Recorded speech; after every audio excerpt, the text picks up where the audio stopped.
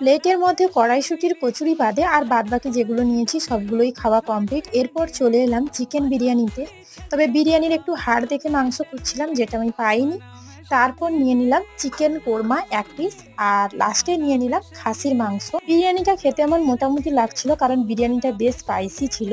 বিরিয়ানিটা খাওয়ার পর তারপরে খেলাম কড়াইশুঁটির কচুরি দিয়ে চিকেন কোরমা। চিকেন কোরমার কালারটা যেরকম সুন্দর হয়েছিল, চিকেন কোরমাটা খেতেও কিন্তু খুব সুন্দর লাগছিল। কড়াইশুঁটির কচুরির সঙ্গে চিকেন কোরমা হোক বা মটন কারি, দুটোই কিন্তু খেতে খুব ভালো লেগেছে। তবে মটন কারিটা দিয়ে আমি খেয়েছি।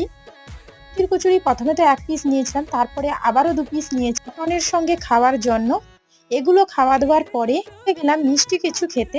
গিয়ে দেখছি আছে গোলাপ জামুন, তার সঙ্গে আছে জিলিপি, আর এর সঙ্গে ভ্যানিলা ফ্লেভারের আইসক্রিম ছিল। সবগুলোই খেতে কিন্তু খুব ভালো ছিল। তো এত কিছু খেয়েছি, হজম তো করতে হবে। লাস্টে কোকা কোলা খেয়ে